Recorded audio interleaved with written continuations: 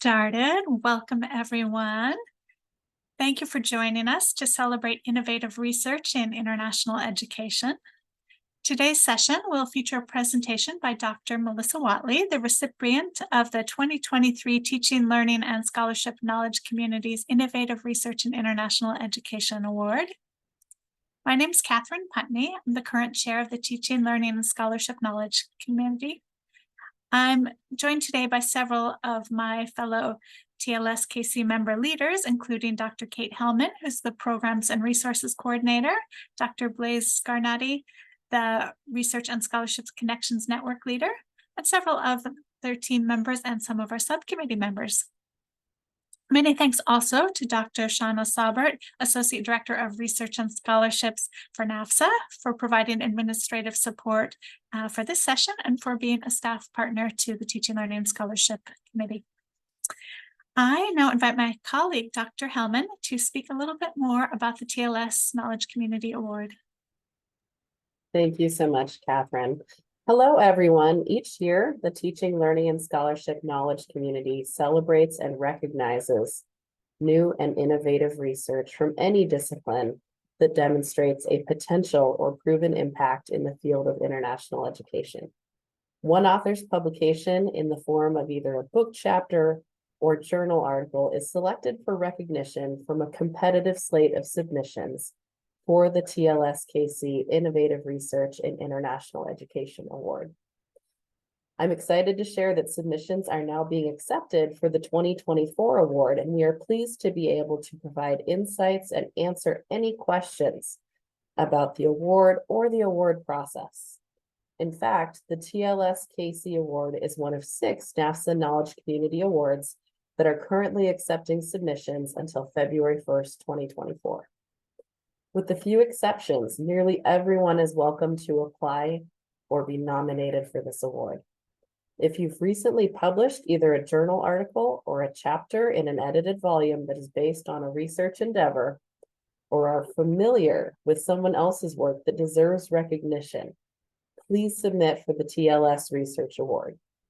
Full criteria for the award process are available on the website, but basically, the research should be applicable to the field of international education, impactful, innovative, and inform practice applied or contribute to international education scholarship that is considered useful to practitioners. Again, submissions for the award and all the other open NAFSA awards are open through February 1st, 2024.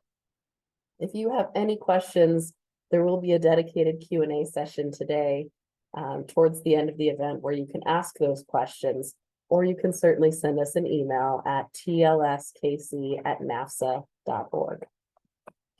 Thank you, Kate. Today's event is designed to highlight innovative research relevant to the field of international education. We're excited to hear from Dr. Melissa Whatley. Dr. Whatley is an assistant professor of international and global education at the School for International Training Graduate Institute. Her research applies mixed methods and advanced quantitative analytic approaches to improve the understanding of policies and practices that diversify both who is able to access international education and the outcomes of these opportunities, especially within the context of U.S. community colleges. She's an active researcher, writer, presenter, and contributor to various professional associations, including NAFSA. Dr. Whatley received the 2023 Innovative Research in International Education Award for her article, Who Enrolls in Internationalized Courses? An Exploration of At-Home Access at One Community College in Journal of Diversity in Higher Education. You can read more about Dr. Whatley and her many accolades and accomplishments in her profile on the NAFSA website. Please put any questions in the chat, as we'll also have time for discussion after we hear her presentation. We're pleased to have her recorded presentation to share, and then we'll go into the discussion. Hi, everyone. Thank you so much for being here with us today. My name is Melissa Whatley. I am an assistant professor of international and global education at the School for International Training's Graduate Institute.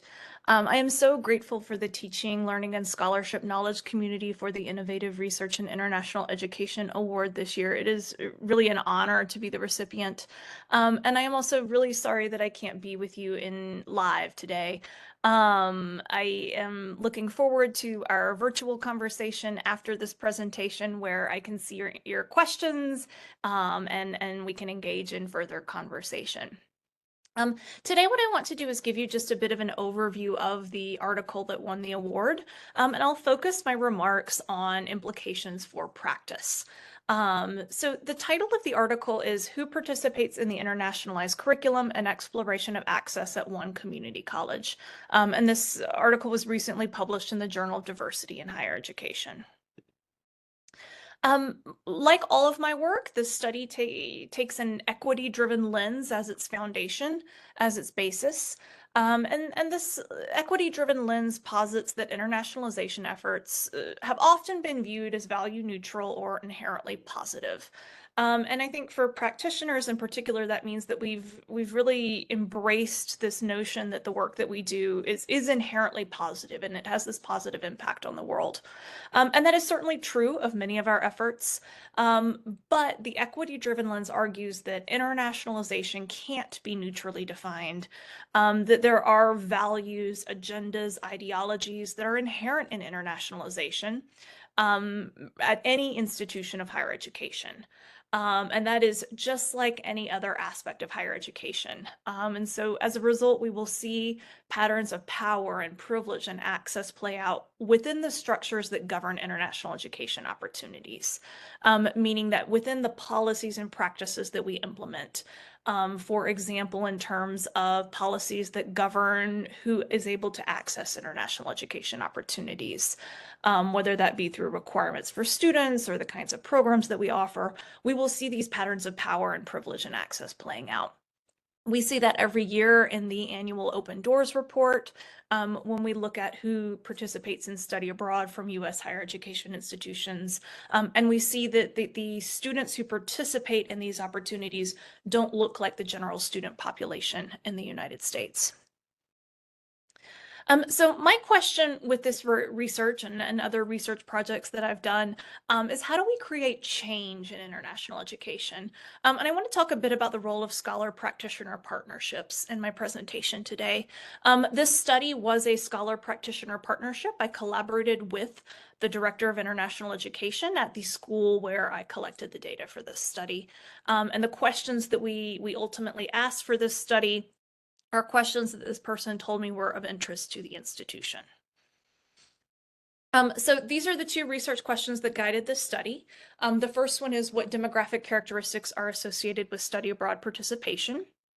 So here we have a question that's about a perhaps more traditional international education opportunity. Many people, when they think about international education, they think about study abroad. And then the second research question is what demographic characteristics are associated with enrollment in internationalized courses? So enrollment in internationalized courses, this is an at-home opportunity to engage with international education. Students can enroll in internationalized courses on their home campuses. They can take them just like they would take any other class. And these courses can be used to fulfill degree requirements.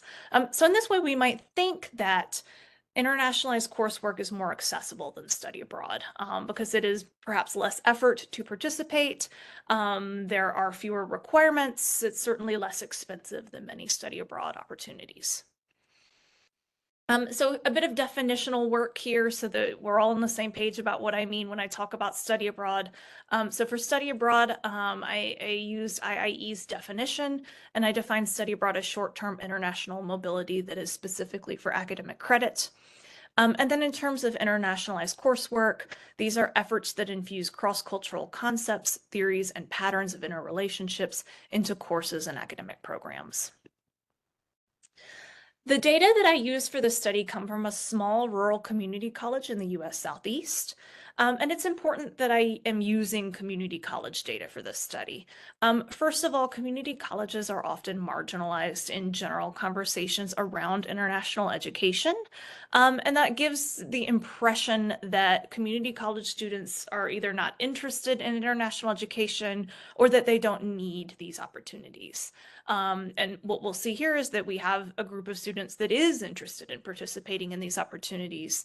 And of course, community college students are, when they graduate, they will enter the same workforce as students who attend four-year institutions, where global competencies are increasingly important. And I imagine I don't have to explain to a NAFSA audience why those competencies are important. The college that provided data for this study offers 4 or more study abroad programs. They've offered them for each year for the past decade, excluding COVID years, of course. These programs represent multiple locations and multiple continents, and internationalized coursework reflects a similar trend in that there are multiple opportunities for students to take courses that have been internationalized, and these courses represent various perspectives from all around the world. The data that I use for this study come from entering cohorts of students between fall 2013 and summer 2019. So this is before COVID. There's around 10,000 students in the data set. And I took institutional records, so that's where the student demographic information comes from, and merged them with transcript data and data on study abroad participation. The transcript data is what had information about internationalized courses, and then study abroad participation came from records at the Office of International Education. So what did I find in response to these research questions? So what you see on the left-hand side of the screen here are the results for study abroad. On the right-hand side of the screen are the results for internationalized coursework. And the bars in blue show various demographic characteristics that were significantly related to participation in one activity or the other. So if we look at study abroad, notice that to the right-hand side of that bold vertical line, that number is positive. To the left-hand side, it's negative. So identifying as Latinx was positively related to study abroad participation. These students were more likely to study abroad compared to the average student. Black students, on the other hand, we see were less likely to participate in study abroad compared to the average student.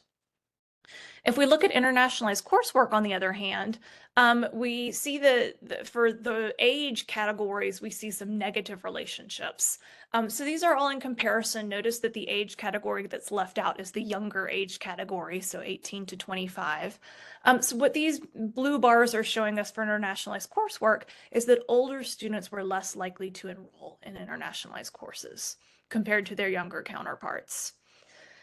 We also see that Pell recipients, so these are students from low-income backgrounds, they were more likely to take internationalized courses. And then we have a few differences, again, in terms of racial ethnic identity. White students were more likely to take internationalized courses compared to the average student, and then Black students were less likely to take internationalized courses compared to the average student. So these were the general results that I found in the data when I conducted my analyses. So what do these results mean? What does this mean for practice? What does this mean for equity in international education? So these are to my mind, the main implications for inclusion and equity.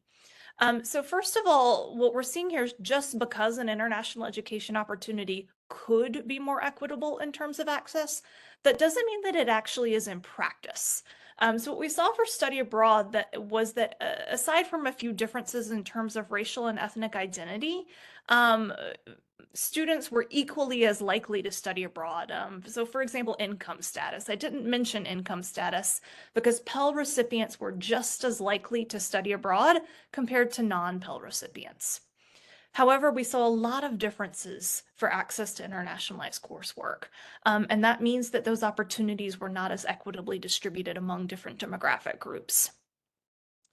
The finding that for me is perhaps most troubling is that both international experiences were less accessible to Black students. We saw that Black students were less likely to study abroad, and they were also less likely to take internationalized courses.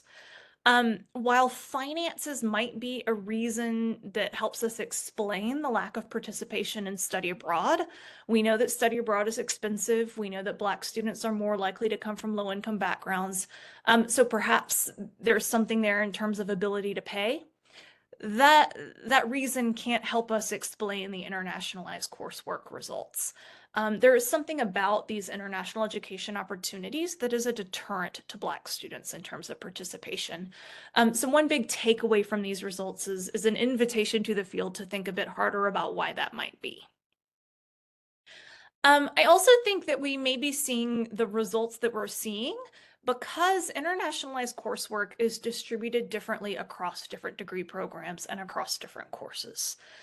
So just because all courses can be internationalized, of course, that doesn't mean that all of them are. And perhaps, for example, what we're seeing in terms of students' age, there are certain degree programs that are more attractive to older students. And those degree programs don't have internationalized courses as available as other degree programs. So I think some of the results that we're seeing may have something to do with how the internationalized courses are distributed across degree programs and departments and courses. So that is one way to address some of the inequities that we're seeing in this study. We also saw that lower income students were more likely to access internationalized courses, but they were equally as likely to study abroad compared to their higher income peers. And my question is, well, what does this mean for ensuring equitable access to all international experiences to all students? At first glance, this seems like a positive result. Internationalized coursework is providing access to international education for low-income students. To my mind, where this becomes problematic is when we start viewing internationalized courses as a replacement for study abroad and saying that low-income students, if they can't afford study abroad, well, they can always access internationalized courses. And that could become a reason to explain why we no longer need to provide study abroad scholarships for low-income students, for example. So I see this as a bit of a slippery slope. Yes, it's good that we have low-income students accessing internationalized courses, but we need to be careful to continue to maintain those opportunities to study abroad for these students as well. And then in conclusion, I have some key questions for international educators, again, with an eye towards equity. So the first one is, does your program portfolio offer a range of options that are welcoming to all students, particularly those who have been marginalized? And this, I'm thinking particularly about my results for Black students. It may be something about the way that programs are designed or the way that programs are marketed or a combination of the two or some other factor at play here. That really does suggest that these opportunities are not welcome to Black students. So that is a critical question for our field moving forward. Second, how do we offer learning opportunities that all students find engaging and fulfilling? Thinking about those older students who were less likely to take internationalized courses. Three, how can we help students feel included in our programs, starting from initial recruitment efforts? Again, thinking about students who were less likely to participate in one of the opportunities examined in this study. Four, how can international educators work with faculty, staff, and institutional leaders across fields to ensure that programs are offered to students enrolled in a variety of degree programs? And then five, how can scholarship funds and other funding sources be secured so that all interested students have the option to study abroad regardless of income background? And that is thinking about that result that I found that these lower income students were more likely to enroll in internationalized courses. I mentioned at the beginning that this was a researcher practitioner partnership, and there's certainly some implications for those partnerships. Mostly that 1 + 1 = 3. So in this particular collaboration, what I brought to the collaboration was the researcher skills. I brought the data skills, the analysis skills, all of those skills that I learned over the course of my graduate studies. What I didn't have necessarily was access to information about the institutional context and the questions that would really be important to answer for that particular community college. So it was in a conversation with the director of international education at this institution where this study really began to take shape.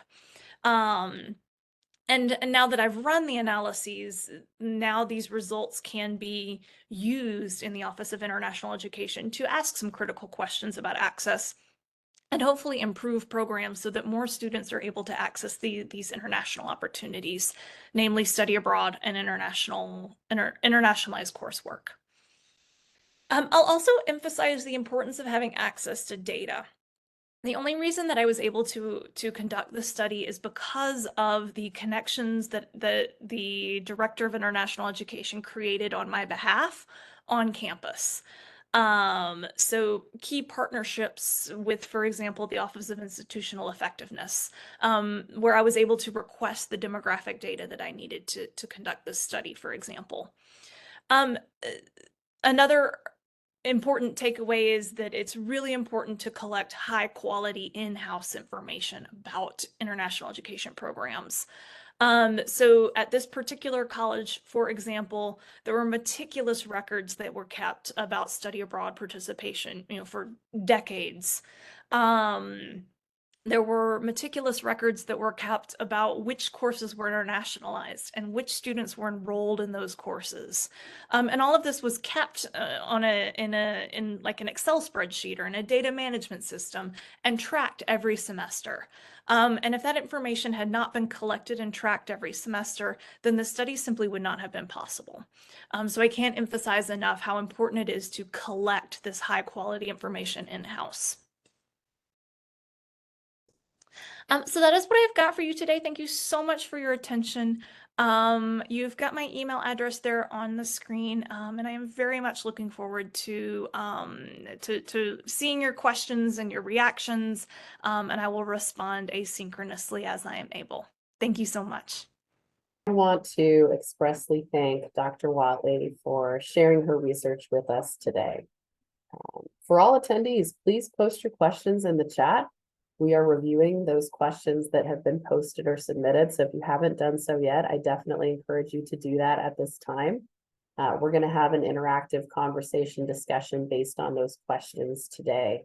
And we will endeavor to do so in the order in which they have come about. So I'm going to give you a moment, get those questions posted. As you're doing that, I did see a really interesting question come in here from Robert, asking, has the researcher come across any institution that has infused a global awareness certificate at their institutions, and might there be data relevant to intercultural awareness? I don't know if any of our participants here have anything to share relative to that. I know here at Washington State University, we do have a global leadership certificate. I'm going to post the link or information about that here in the chat as we keep together this one large group discussion. The Global Leadership Certificate we have at the institution that I currently work at, it really is focused more exclusively on bringing together internationalized courses in a variety of majors with a capstone and an experience, and more focused on leadership and solving sort of those complex global problems. I don't think it exclusively focuses on or has a real piece relative to intercultural awareness. Does anybody else have any kind of opportunity that is curricular or co-curricular relative to global awareness or intercultural awareness that they would like to share about? I just wanted to jump in and remind folks too that in addition to specific certificate programs, there's a lot of curricular work likely at most of our own home universities here at Northern Arizona. Our liberal education or general studies program, frequently there are pathways, there are learning outcomes that address either less or more rigorously aspirations that are kind of consonant with a lot of international education work. And that might be also many, many curricular allies that we can begin to build coalitions with to help bring about some of the change that Melissa was endeavoring to help us to manage. Yeah, thank you for sharing that, Blaze. And I want to encourage people, this is a free-flowing conversation. So I want you to really think about how can you respond to each other and advantage the opportunity with folks that are really interested in this topic. I'm also seeing that there's a question here about how were internationalized courses defined and selected for the study. I would pose this question to the group. How would you define an internationalized course? Not having Dr. Whatley with us here today. What are your thoughts about that? What could we say makes a course internationalized? A little bit from Dr. Whatley's article, but I'm really interested to hear how other institutions do it. And I think hers is very, specific, as she said, to that college and how that they had really well-defined data. But she mentions in her article that courses went through a process to internationalize their coursework. And there was a requirement that at least one course outcome involved global learning, that there were assessment materials to require students to demonstrate global learning, and instructional materials like assignments or media or articles that would show that the course content applied in global context. So for this specific case, I believe that's how they defined it and how certain courses got tagged in the system as internationalized. I always focus personally on the zation part of that. There's a process for internationalizing, not just that the topic is international, but there's been a thoughtful process of looking at how we can transform our curriculum. And so many institutions have that sort of supported process where faculty can apply to internationalize their courses and take that moment to step back, to reflect, think about how to add more of an international perspective. Love to hear from others. And I think now we're all able to unmute freely. If you've got something to share. Please go ahead, Jiyoung. Right. So yeah, thanks for sharing that. I think having the set of clearly defined parameters of how you want to call, I don't think there's a one size fit all to define what internationalized course or curriculum is, because every institution might have different ways. Just to give you an anecdote, in my previous role, in my previous job, we attempted to capture what kind of global courses that we were offering. And the first attempt to do that, and we wanted to create a database, was to search from the, what do you call it? Where you have the master database of all the course, we search the keyword global. And then you bring all these courses that has global either on their title and the course description that was not global at all. And then we do international. And then it captures all those, but they are not international, right? So this global is such a title that everyone's claimed that they're global courses. And then we realize that there are some region specific and different terminology are being used that are, some of them are truly global, but it doesn't say global on their title descriptions and etc. So we had to change our approach because we're not getting what we're looking for. I think having that conversation with your own academic community about what really makes a course as a global course, and is that 20% global, is that 30% global, is that 80% global, whatever it might be, I think having a well-defined criteria and some kind of a consensus that we can use, even if it doesn't really capture the entire course map at the university, but maybe having a starting list of sort of globalized courses and again, the criteria, and look at who's really taking those courses and maybe emulating this research might be very interesting. Thank you so much for sharing that. Does anyone else have kind of that experience or understanding of making a search or looking at this more specifically that they'd like to share about? I think that's a really interesting endeavor. So I invite others to join in that conversation. We recently did something similar to this at Washington State. And it's funny to hear you talk about that, Jiyoung, because we did the exact same thing. We searched the course catalog, and it is fascinating to see what you come up with when you're looking at those particular keywords. And as we know in the field, there's a difference between globalization and internationalization as well. So I'm curious to see if anyone on this call has experience and really has figured out how to do something like that well, because it's quite difficult then to ascertain what kind of curriculum is quote unquote international, when the parameters of such is quite muddy, I would say. Okay. So I just want to share, actually a while ago, I attended a workshop from Don Whitehead and Nancy, Florida International University. So they talk about the internationalized curriculum. So I remember very clearly, it says that, so it is a mindset. It's not like how the percentage of the international perspectives you need to add in your syllabus, in your curriculum. It's a mindset.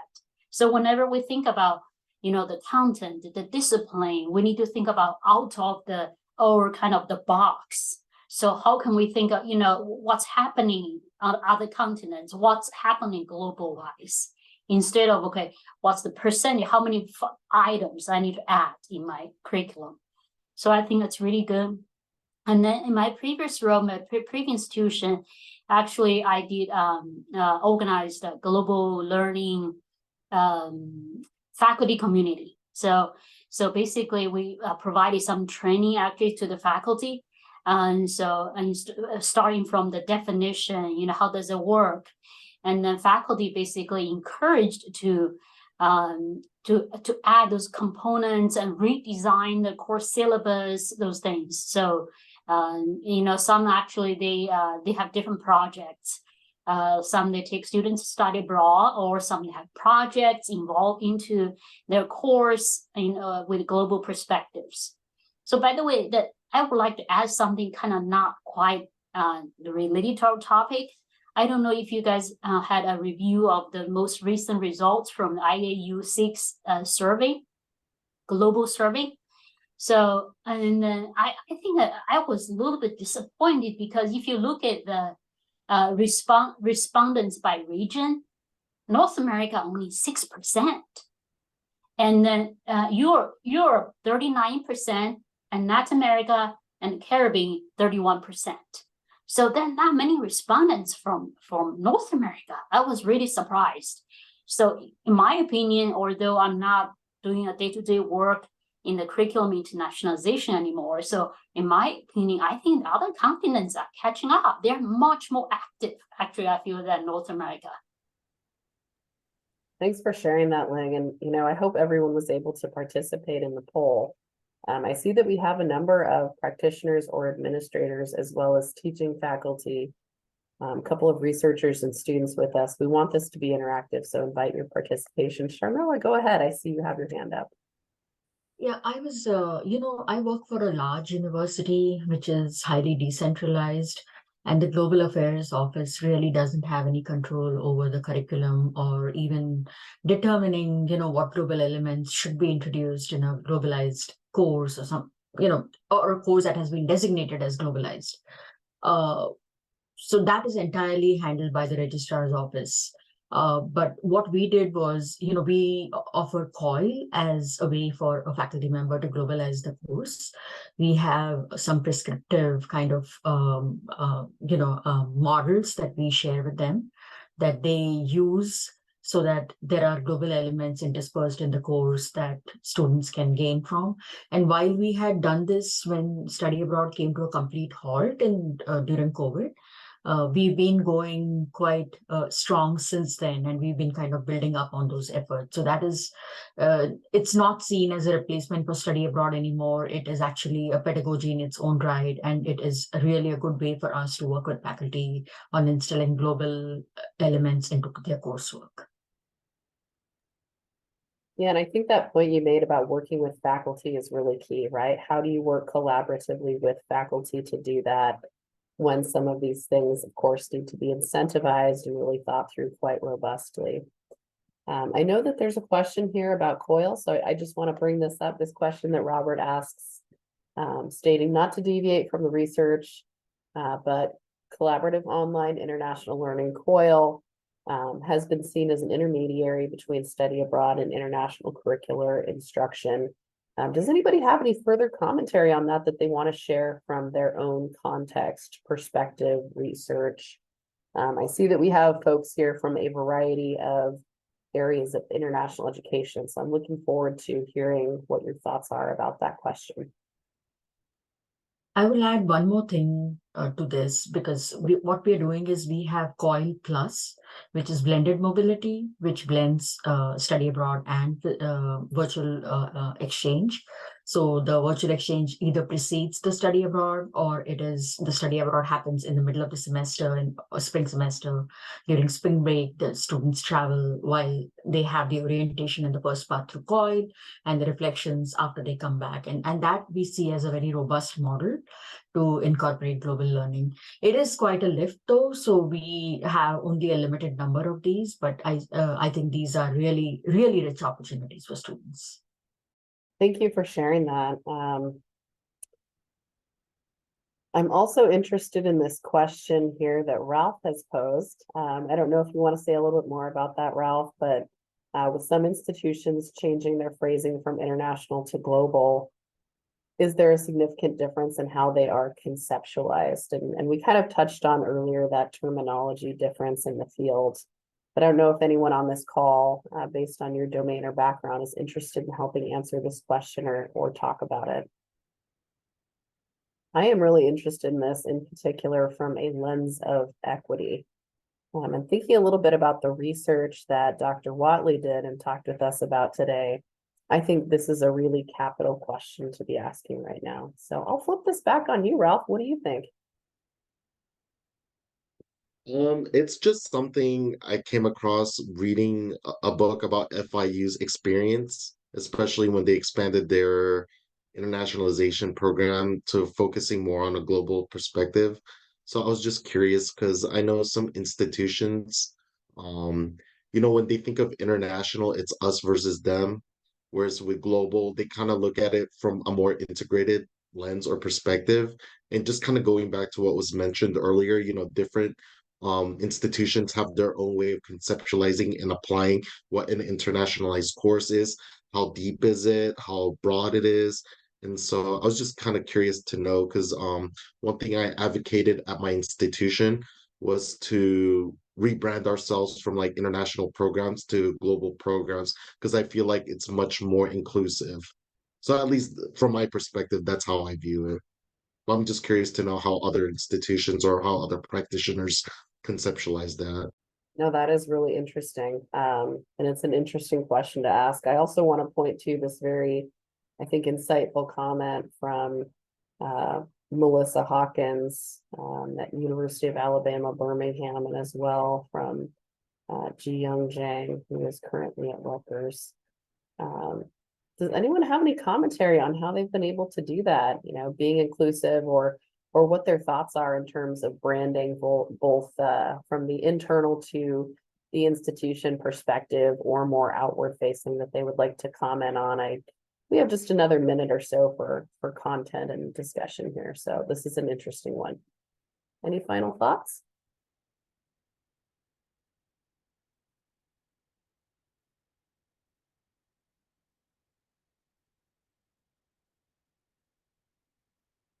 Okay. Well, thank you so much, everyone. We will continue this conversation via the Research and Scholarship Connections Network. All are welcome to join us there. I also want to remind folks about the award deadline for the next iteration of the Innovative Research Award. That will be February 1st, 2024. So please make sure you put that on your calendars. I also want to take this time again to thank Dr. Whatley for sharing her research and insights with all of us today. Before we close out the event, we want to provide time for everyone attending to just ask any questions about the Innovative Research in International Education Award. Again, submissions are now being accepted through February 1st. So if you do have any questions, please ask them now. Or you can certainly send an email to tlskc@nafsa.org. If you're interested in joining the review committee, please, please, please let us know. That's a great opportunity to get involved and find out more about the award itself. So I invite any questions at this time about the Innovation in Research Award. Okay, we'll look forward to your emails and questions as we get the process going. As a final question to you all, as you're thinking about this research today, what advice would you give to someone starting out in the field of international education and or wanting to share their work with others, but not knowing where to start? And I'm hoping that everybody who's here can just quickly share for a moment. And I can start, the biggest thing that I would say is attend a regional NAFSA to get your feet wet. And seeing Ralph has said the Academy. Catherine, what would you say? Gosh, there's so many great ways to get involved. I mean, certainly being involved in the networks. At the annual conference, we always have meetings for folks that want to talk about research and international education. And I think most of us are always looking for ways to bridge that scholar practitioner role. And how do we do both? And how do we make them work together and find time for both? So I would encourage you to join us at the annual conference for some of those conversations. Fantastic. Anybody else have advice for somebody looking to get a little bit more involved? Maybe I'll just add, sorry, Blaze. Maybe the power of networking. I know when we think of networking, we think of conferences, but not everybody is able to attend. And if you're entry level, then maybe going to a national conference might not be an option. I have run into several instances where I'm receiving lovely emails from this up and running new colleagues in the field that they want to really learn about, what the work is like and how they can really create their own development pathway. I would say reach out to the individuals who are in the field and maybe get, a good hour discussing and maybe asking questions, getting insight. I think there is something special about having that one-on-one. And I know it's very, kind of scary to think about like reaching out to somebody that you don't know. But that's what the networking is about. And there's never a case where people will be turned away. I think there is in the field of international education that we really want to sort of cultivate that mentorship and support that we want to create. And so maybe start with it within your institution to reach out and have that sort of moment to connect and learn, or maybe get insight. And then maybe through NAFSA and through TLS, there are other ways that you can identify individuals and reach out and network. And just to add on, and in addition to kind of establishing those mentoring, networking opportunities, and then how to get your oar in the water with the regionals or nationals or whatnot, but Melissa kind of glanced on it briefly, but put together a team. We all have deep experiences in one area. Think about a really great case at your institution or a problem. Who else has really valuable skills or information? Bring in some disciplinary faculty so they can bring in those theoretical and practical classroom experiences. If you're not a data person, who is on your team or in your international center or that you might work with? Or if you are a data person, who are the practitioners that you can build these kind of collaborations? All of this will apply if you want to, put in a paper for a session or begin to write up an article. But there's a lot of strength in teams, either just you and another colleague or maybe three. That's a very practical number of folks to begin to spin something out. Thank you. That is great advice. I really want to see a few more folks either share their advice here orally or post in the chat. I see that there's some fantastic advice there, but we do have a little more time for more.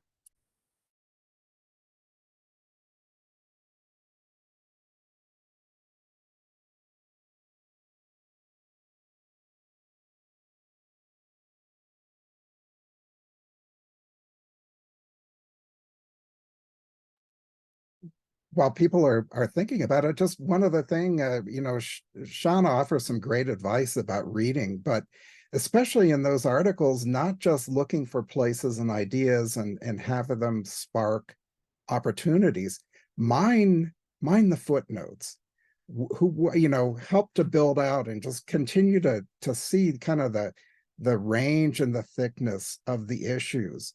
And that can also help you. So, you're not just looking through one person's perspective, then you start really exploring the whole end of the business that the article addresses.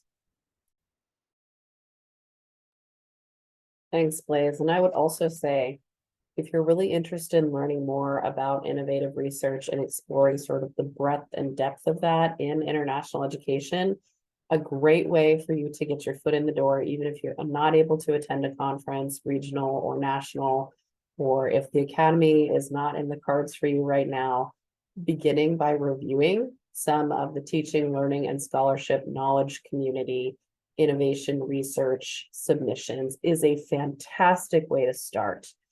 That really will give you a sense of what is the caliber and quality of the kinds of articles and book chapters that come in for this type of award. And it'll also give you a sense of what is innovative, what is cutting edge. And that will really give you a different kind of window into the opportunity, whether you're an early career, mid-career, or more advanced professional. Okay, anybody else with their own advice or questions?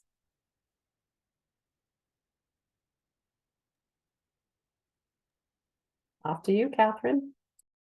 Wonderful. Well, thank you, Kate, and thank you to all of you for joining us today. Please don't forget to submit an application or a nomination for yourself or for a colleague for the 2024 Innovative Research and International Education Award. Applications will be accepted through February 1st. So excited to see what you submit.